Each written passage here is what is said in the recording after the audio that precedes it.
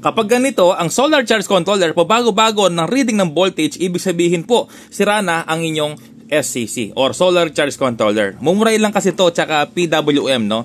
Hindi naman siya talaga MPPT. Ngayon, ang gagawin natin, magpapalit tayo ng solar charge controller. Ipapakita ko lang po sa inyo kasi sa iba nakikita ko, ang sabi kapag ganyan ng issue, ay full charge na yung battery. Yung iba naman nasabi, may problema na yung battery or may problema yung BMS, may problema yung kung ano man na problema. Okay? Or mayroon daw problema na cells na hindi gumagana. Ang ganitong issue po ay solar charge controller lang. Ibig sabihin sira na. Okay? So kahit na may load dyan, mag-load tayo electric fan. Ayan, 12 volts po yan. No? Nakalagay po yung ating solar panel. Ito. Tapos open natin yung 12 volts. Ayan po. Bukas yung 12 volts. Ayan, gumagana. 12 volts. So ganun pa rin yan. Ganun pa rin. Ayan, pabago-bago. Hindi naman nakakasira ng inverter yan. No, pero hindi lang siya mapupull charge sa mahayos. Kasi nga, ganyan ang voltage niya. Pero, ayan, yun nga, yung inverter, hindi naman siya masisira. Kasi nga, kahit na mataas yung voltage niya, dahil yan sa solar panel. Okay? So, ngayon, hugutin natin yung solar panel. Tignan natin kung meron ba magabago. Siyempre, hindi na yan magbiblink. Pero tignan natin kung full charge. Ayan, no? So, hindi siya full charge. 12.9 lang. Kasi nga, ito po ay sira na. Okay?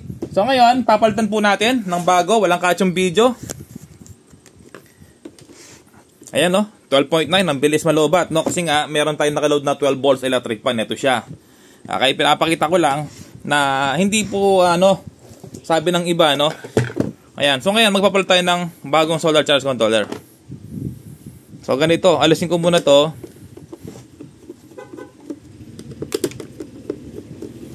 Ayan, no? So, mumurahin po talaga yan. Aasahan na talaga ganyan ang issue.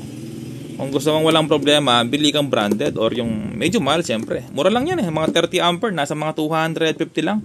Yung solar panel natin pala, 120 watts lang. Okay, so alisin ko yung panel natin. Solar panel connection. Ito, tanggal na. Ito siya, no? Ito po yan, tsaka nasa labas, iisa lang. Okay? So, ngayon, yung battery natin, ito. Yung battery, alisin ko na. Yung ating positive at yung ating negative. Ayan, pansin nyo po, no? Medyo iba yung kulay ng ating negative, kulay red. No? Kasi nga, nailagay ko na sa battery natin, sa BMS, ay yung white, yung positive. No? Pero wala namang problema yan. Basta tama yung polarity. Kulay lang yung naiiba. Ayan, no? So ngayon, lalagay na natin yung ating yung ating isang solar charge controller. Okay? So, luwagan ko muna. Walang kachong video, mga repairman, no? Tapos, i-load natin yung solar panel. Kung magbiblink ba siya or hindi. Yan. Para kapag may ganito kayong klaseng issue sa inyong solar system or SCC, at least, meron na po kayong idea kung anong ipapalit ninyo. Okay, negative. Tapos, positive. Ayun, lumabas na yung volts indicator niya. 12.8.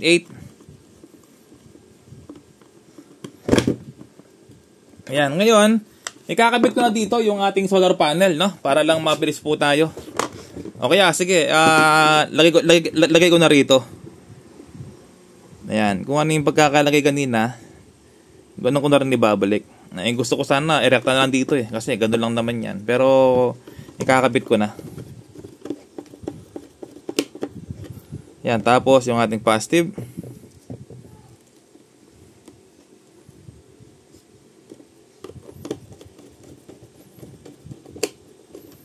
Yan, lagyan ko muna ng isang screw para makita natin yung volts indicator. Okay. Ayan po. Ngayon, nilalagay ko na yung ating solar panel.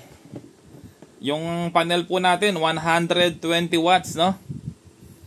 Sa 120 watts, okay naman siya. Ayan po. Ayan, mga repairman, no? Ayan po, nakalagay na yung ating solar panel na 120 watts. Ayan po, gumanda yung charging niya. Hindi na siya pabago-bago. Ayan, kapag babago-bago po ang inyong solar charge controller, ibig sabihin po, ito'y sira na. Okay, tapo na po yan. Wala na, sira na. Baka mahalo sa matino. Ayan, okay na po. Ayan, ibig sabihin po, full charge na yan. No? Sa ganitong klaseng experience ko, 13.7 full charge na.